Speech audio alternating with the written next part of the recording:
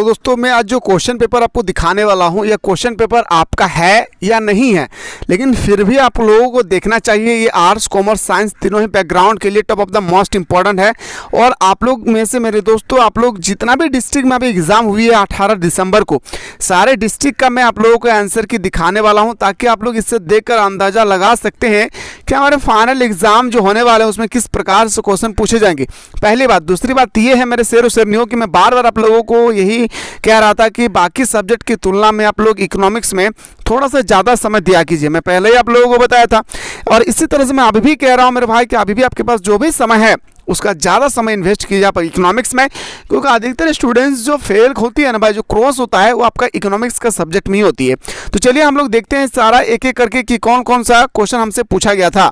सो दोस्तों, ये question paper देखने के बाद बाकी जो और डिस्ट्रिक्ट में एग्जाम हुई है, अगर उन सब पेपर को भी आप लोग चाहते हैं इस तरह दिखाइए, तो मेरे दोस्तों एक बार फटाफट सारा बंदा कॉमेंट करना भूले। कॉमेंट को देख के मेरे दोस्तों मेरे अंदर में ताकत आती है और मैं आप लोगों को बताने की कोशिश करता हूँ।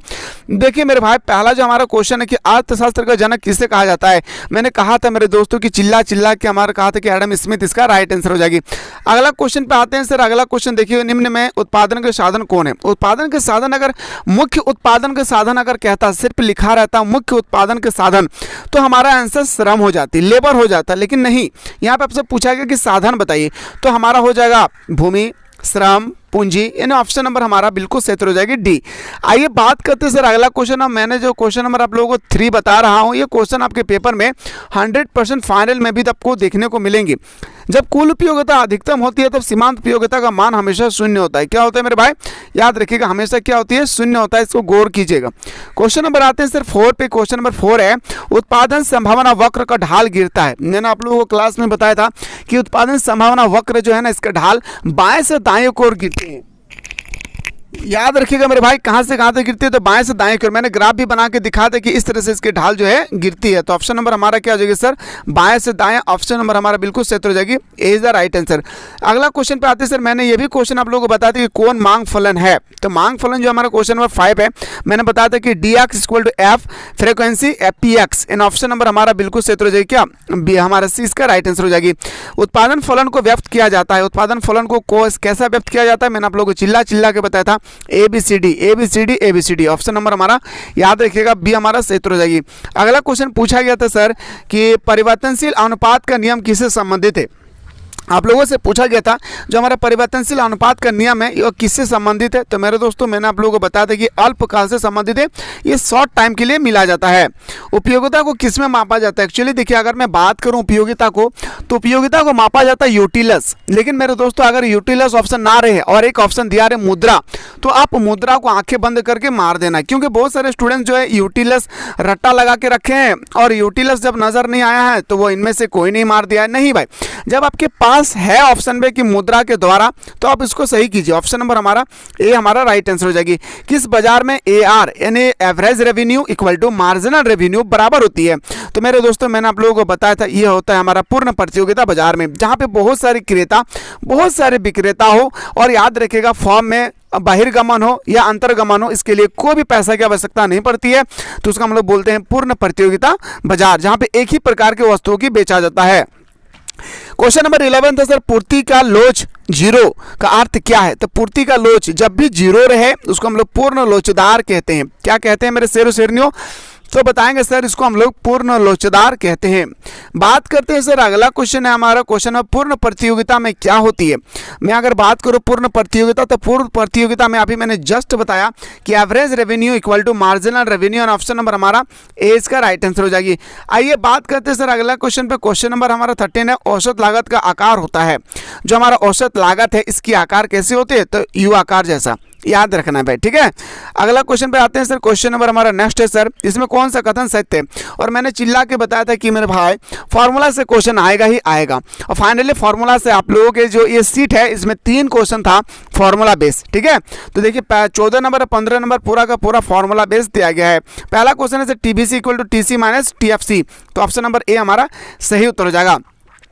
फिर हम लोग बात करते हैं अगला क्वेश्चन में। क्वेश्चन में जो हमारा 15 है कि एमआर प्रदर्शित किया जाता है, जो हमारा एमआर है वो प्रदर्शित करते हैं, तो बताएंगे sir delta TR, total revenue बटा डेल्टा क्वांटिटी, यानी ऑप्शन नंबर हमारा बिल्कुल सही हो जाएगी, ए इज द राइट आंसर। बाकी आप लोगों ने कितना करके क्वेश्चन कितना सही करके आए हैं वो जरूर बताएं। साथ ही साथ अगर आप लोग चाहते हैं कि और भी डिस्ट्रिक्ट में जो हमारा एग्जाम हुई है उन सारे डिस्ट्रिक्ट का क्वेश्चन पेपर आप जल्दी से दिखाइए, तो एक बार आप लोग जल्दी से कमेंट सेक्शन में कमेंट करना भूलें, क्योंकि आप सभी के कमेंट को देखते ही मुझे दोस्तों मेरे अंदर में एनर्जी आती है और मैं आप लोगों को प्रोवाइड करने की कोशिश करता हूं। क्वेश्चन नंबर आते हैं सर हमारा 16 पूछा गया कि समष्टि अर्थशास्त्र अध्ययन करता है, जो हमारा समष्टि अर्थशास्त्र है वो किसका अध्ययन करती है, तो मेरे आप लोगों को बताया था मेरे प्यारे कि जो समष्टि अर्थशास्त्र है वो समस्त परिवार, समस्त देश, संपूर्ण लगा रहे, पूर्ण लगा रहे, राष्ट्रीय लगा रहे, तो बताएंगे सर ऑप्शन नंबर हमारा डी इसका राइट आंसर होगा। इन option number A B C तीनों सही उत्तर आ जाएगी। क्वेश्चन नंबर आते हैं सर हमारा 17 निम्नलिखित में से कौन सा स्टॉक है, किसको हम लोग स्टॉक करके रख सकते हैं, किसको हम लोग संचित रूप से रख सकते हैं, तो संपत्ति को। ऑप्शन नंबर हमारा बिल्कुल सही हो जाएगी, ए इज द राइट आंसर। अगला क्वेश्चन पे आते हैं सर भारतीय रिजर्व बैंक है, जो भारत का रिजर्व बैंक है, याद रखिए जिसकी स्थापना 1935 में हुई थी, तो बताएंगे सर केंद्रीय बैंक। क्या हो जाएगा मेरे भाई, याद रखिएगा मेरे शेर सरनी, क्या बताएंगे मेरे भाई, तो केंद्रीय बैंक ऑप्शन नंबर हमारा। और इसकी स्थापना पूछा जाएगा तो आप लोग बताइएगा कूद के, याद रखिएगा मेरे भाई 1935, याद रखना ठीक है।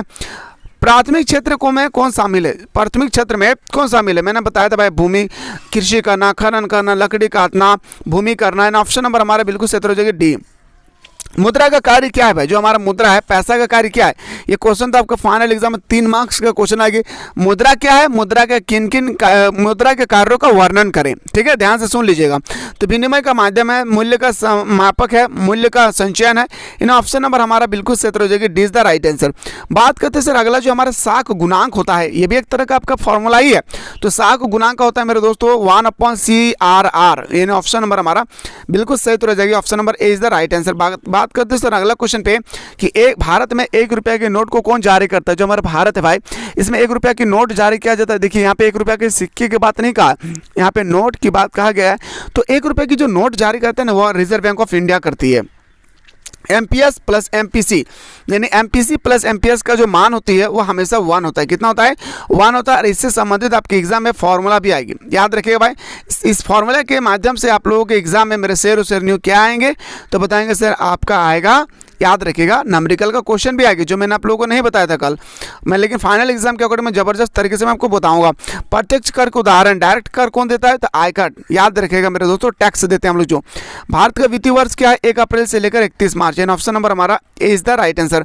बजट की अवधि है, जो हमारा बजट है भाई, वो बजट की जो अवधि है वो क्या है, तो बजट का अवधि 1 साल के लिए होता है। कितना, 1 साल के लिए, यानी 1 अप्रैल से लेकर 31 मार्च तक। आइए गुरुजी बात करते हैं क्वेश्चन नंबर 27 है। मैंने चिल्ला के बताया था कि the general theory of employment interest and money पुस्तक के लेखक कौन है, मैंने बताया था किन्स का संबंध बाजार के सिद्धांत से है, ये इसको भी आप लोग को नोट डाउन करना है। अगला क्वेश्चन है सर एक अधिकार में फर्मों की संख्या कितनी होती है, एक अधिकार में फर्मों की संख्या एक ही होता है, जहाँ पे एक लगा रहे हैं वहाँ पे एक अधिकार होगी। और कैसे GDP का पूरा नाम क्या है, सकल घरेलू उत्पाद, याद रखिएगा सकल घरेलू उत्पाद। अगला क्वेश्चन है सर भारत में GST कब लागू किया गया था, तो भारत में GST लागू किया गया था 1 जुलाई 2017 को, 1 जुलाई 2017 को भारत में GST लागू किया गया था। देखिए मेरे भाई आपसे और क्वेश्चन क्या पूछा था कि व्यष्टि अर्थशास्त्र को परिभाषित करें, व्यष्टि अर्थशास्त्र जिसमें सिर्फ एक परिवार एक फॉर्म के बारे में बात किया जाता है। आर्थिक समस्या क्या है, सीमांत उपयोगिता का अर्थ क्या होती है, सीमांत आय क्या है, रेपो दर क्या है, रेपो रेट, तो आपके पेपर में 100% फाइनल एग्जाम में क्वेश्चन छपेगी। स्टॉक किसे कहते हैं, स्टॉक का उदाहरण दे, सामान्य वस्तु और निम्न कोटि वस्तु को परिभाषित कीजिए। उसके बाद आपके पेपर में क्वेश्चन आया था मेरे भाई, देखिए क्वेश्चन का लेवल देखिए एक बार, क्वेश्चन कैसे पूछा गया था, टैक्स किसे कहते हैं। इसके बाद आपके पेपर में क्वेश्चन आएगी कि अल्पकालीन औसत लागत की रेखा यू आकार की क्यों होती है। ये क्वेश्चन कोई साल में आए या नहीं, कोई क्वेश्चन आए या नहीं, ये क्वेश्चन फाइनल एग्जाम में 100% आएगी। मुद्रा को परिभाषित कीजिए, परिभाषा लिखे एवं उनके प्राथमिक कार्यों की स्पष्ट करें, मैंने अभी जस्ट बताया मुद्रा का कार्य क्या है। उसके बाद मांग के नियम को परिभाषित कीजिए, उत्पादन संभावना वक्र क्या है, व्यापार संतुलन और व्यापार भुगतान संतुलन में अंतर स्पष्ट करें। ये सब क्वेश्चन, पैमाने का प्रतिफल नियम, वस्तु विनिमय प्रणाली क्या है, वस्तु विनिमय प्रणाली की कठिनाई क्या क्या है, ये सब क्वेश्चन देखिए। जो बहुत सारे ऐसे प्रश्न होते हैं ना जो कॉमन होता है, तो कॉमन क्वेश्चन को आप लोगों को लेके चलना है जो हर साल बार बार पूछे जाते हैं।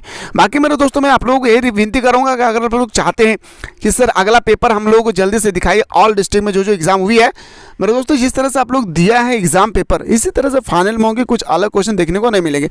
बाकी आप लोग अपने दोस्तों को शेयर करना ना भूलें। चलिए हम लोग मिलते हैं इसी तरह से अगला डिस्ट्रिक्ट में।